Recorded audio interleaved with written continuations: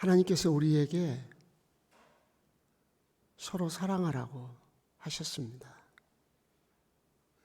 하나님이 우리를 사랑하사 독생자를 내어놓으시고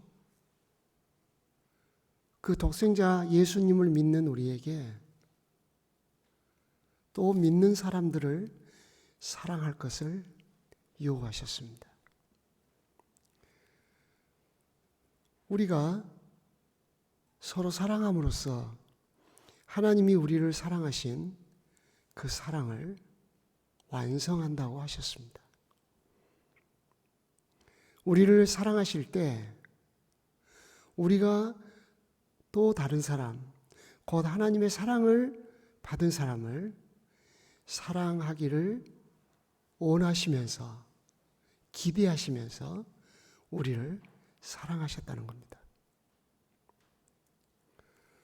독생자는 심판날에 우리로 하여금 하나님 앞에 서게 하시는 구주 되십니다.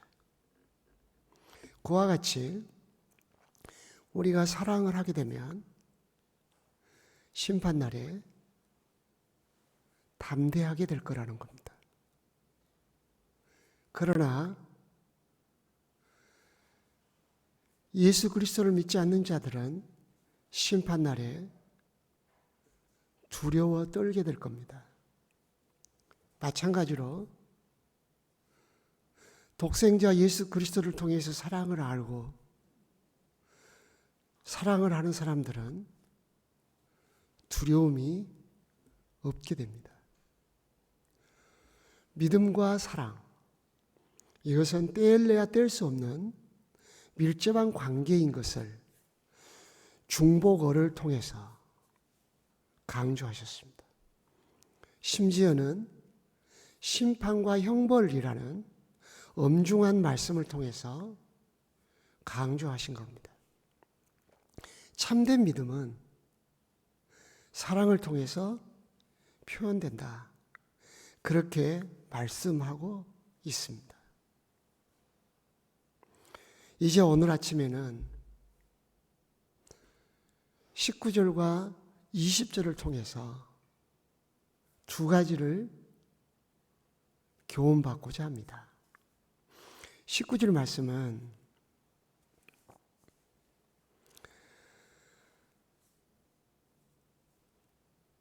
하나님이 나를 사랑하셨다. 그 하나님의 사랑을 아는 사람은 형제를, 예수 믿는 자매를 사랑할 수 있게 된다는 것입니다. 우리가 성도들끼리 서로 사랑하는 이유가 무엇이며 근거가 무엇입니까? 동기가 무엇입니까? 19절은 명확하게 그걸 설명합니다. 하나님이 우리를 사랑하셨기 때문입니다.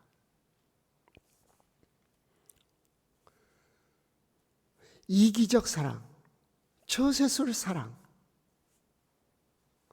이게 세상의 사랑입니다. 사랑마저도 상품화되는 성향이 있습니다. 저 사람은 사랑의 사람이다 하는 말을 듣기 위해서 사랑하는 사람도 있습니다. 그러나 성경은 우리가 사랑함은 그가 먼저 우리를 사랑하셨기 때문이다 라고 명확하게 19절에 말씀하십니다. 내가 다른 형제와 자매들을 귀히 여기고 존중하고 무례히 행치 아니하고 오래 참고 온유하고 그렇게 하는 이유는 하나님이 나를 사랑하셨기 때문입니다. 그러므로 하나님이 나를 사랑하셨다.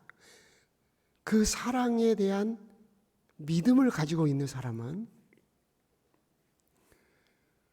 예수를 믿는 형제 자매들을 하나님의 사랑을 받은 사람으로 하나님이 사랑하는 사람이라는 것으로 인정하고 귀히 여기고 사랑해야 한다는 것입니다. 사랑은 순수합니다. 저 사람에게서 뭔가를 얻을 것이 있어서 사랑하는 것, 이기적 사랑이나 저세술적 사랑은 사랑이 아닙니다. 오직 한 가지 이유뿐입니다. 하나님이 나를 사랑하셨기 때문에, 또 하나님이 저 사람을 사랑하라고 하시기 때문에 사랑하시는 겁니다. 사랑하는 겁니다. 하나님이 나를 사랑하실 때 하나님이 기대는 하나님의 사랑을 받은 또 다른 성도를 사랑하라고 하신 것이었습니다. 그래서 하나님의 사랑을 믿음으로 받아들이게 되면 우리 마음속에는 거룩한 예수 믿는 예수님이 또 사랑하시는 형제와 자매에 대한 그 사랑을 해야 한다 하는 마음의 거룩한 부담감이 작동합니다. 이런 말씀들을 묵상하다 보면 우리의 신앙생활에 놓치고 살았던 것들이 굉장히 많다는 것을 알게 됩니다. 본질, 핵심, 그게 빠진, 모양만 있는, 경건의 모양은 있지만 경건의 능력이 없는, 혹시 쭉정이가 아닐까 그런 생각이 듭니다.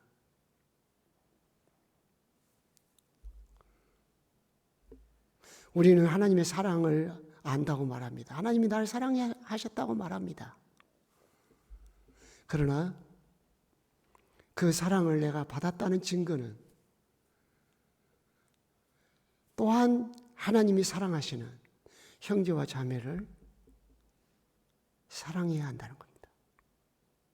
20절은 누구든지 하나님을 사랑하느라 하고 그 형제를 미워하면 이는 거짓말하는 자다. 보는 바 그 형제를 사랑하지 아니하는 자는 보지 못하는 바 하나님을 사랑할 수 없기 때문이다 라고 말씀하셨어요. 이건 뭐죠? 내가 하나님을 사랑하는 것을 강조하고 있습니다. 19절은 하나님이 날 사랑하셨어. 날 사랑하심 성경에 써 있네. 나 성경을 통해서 하나님이 날 사랑한다는 걸 내가 알았어. 그 안 것으로 끝나는 게 아니라는 거예요. 하나님의 사랑을 받은 또 다른 사람을 사랑해야 한다는 거예요. 이제 하나님의 사랑을 받은 사람은 하나님을 사랑하게 되어 있습니다. 믿음의 완성은 사랑입니다.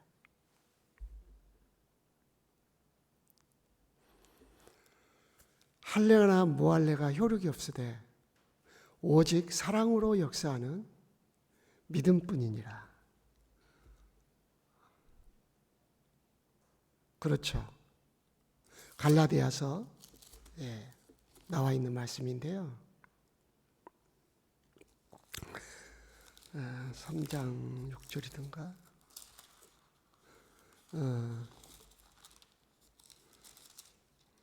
할례나 무할례가 효력이 없지만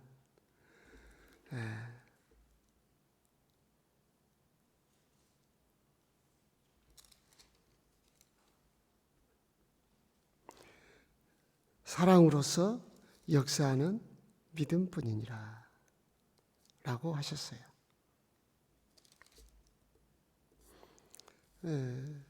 제가 얼른 못 찾겠는데 갈라디아서 말씀이에요.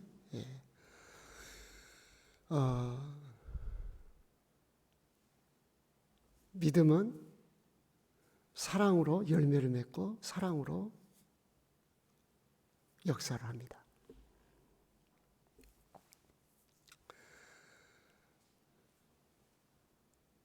예수님에 대한 믿음을 갖게 되면 예수님을 통하여 하나님 날 사랑하겠다 하셨다는 걸 알게 되고 그 사랑을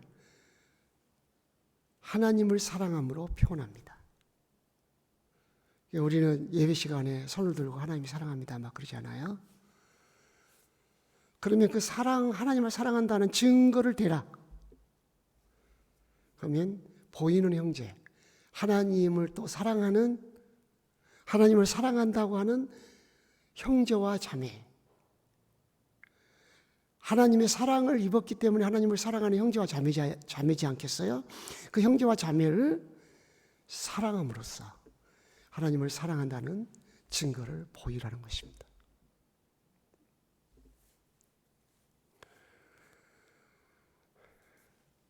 예수님의 사랑을 받은 사람은 예수님의 사랑을 받은 사람을 알아보고 그 사람을 귀히 여기고 존중하고 사랑한다는 겁니다. 하나님이 이 사람에게 주신 유익함은 심판을 생각할 때 담대한 믿음을 갖게 한다는 겁니다. 형벌에 대한 두려움이 없다는 겁니다. 사랑이 없으면 넌 벌 받을 거야 라고 하는 하나님의 암시가 그 마음과 영혼의 센서에 자극을 줘서 그 사람으로 하여금 두려움을 갖게 한다는 겁니다. 뭔지 모르게 두려움이 있는 거예요. 사람에 대한 두려움. 사람을 의심하고 관계가 문제가 생기는 거예요. 그러므로 우리가 예수님의 사랑을 분명히 받고 예수님을 사랑하는 것이 중요하기 때문에 예수님의 사랑을 받았는지를 확인해야 한다는 겁니다. 그 확인을 어떻게 하냐? 19절에 바로 하나님의 사랑을 받은 형제와 자매를 하나님처럼 나도 사랑한다는 겁니다. 두 번째 20절에서는 하나님을 내가 사랑함으로써 하나님을 사랑한다는 걸 확인함으로써 내가 하나님의 사랑을 입은 사람이라는 걸 알 수 있다는 겁니다. 그러면 누가 하나님을 사랑하는 사람인지 알 수 있냐? 보이는 형제와 자매를 사랑하는 사람. 다 어디에 걸려 있어요? 하나님의 사랑을 입은 형제와 자매에 대한 사랑의 표현이 하나님의 사랑을 받았다는 증거이고 하나님을 사랑한다는 증거라는 거예요. 그래서 요한 1서의 아주 특징적인 그 문장 구성 중에 하나가 중복어예요. 이런 중복법을 통해 갖고 핵심을 강조하는 거예요. 드러내게 하는 거예요. 그건 뭐죠? 하나님이 날 사랑하셨다는 거예요. 그러므로 나도 하나님을 사랑해야 된다는 거예요. 더 나아가서 내가 하나님의 사랑을 받았다면 하나님의 사랑을 받은 또 다른 사람을 나도 하나님의 시각으로 바라보고 사랑해야 한다는 거죠. 그리고 나도 하나님을 사랑해야 한다는 거죠. 하나님을 사랑하는 그 사람은 또 보이는 형제와 자매를 사랑한다는 거죠. 중복법이죠. 계속. 그러면서 핵심을 강조하는 겁니다. 이게 요한 1서에 성령께서 사도 요한을 통해서 우리에게 말씀하시고자 하는 방식이에요.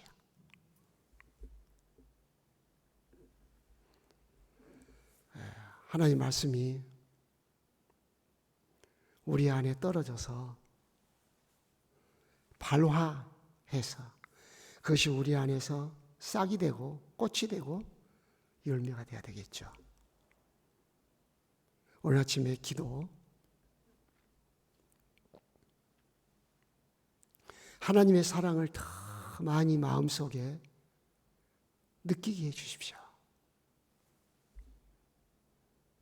우리는 죄사함이라고 하는 것만 딱 단독 쪽으로 떼어놓고 생각을 해버리는 성향이 있어요. 아니에요. 그 죄사함의 십자가, 그 속에 우리를 향한 하나님의 사랑이 충만하게 담겨 있어요.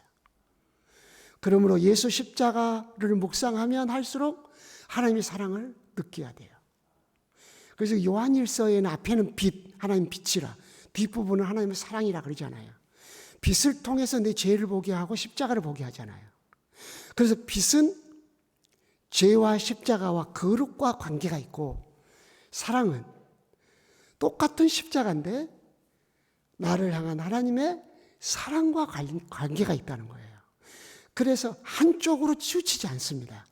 요한일서에는 밸런스를 맞추고 있어요. 균형. 빛을 통해서, 십자가를 통해서 죄의 삶과 거룩,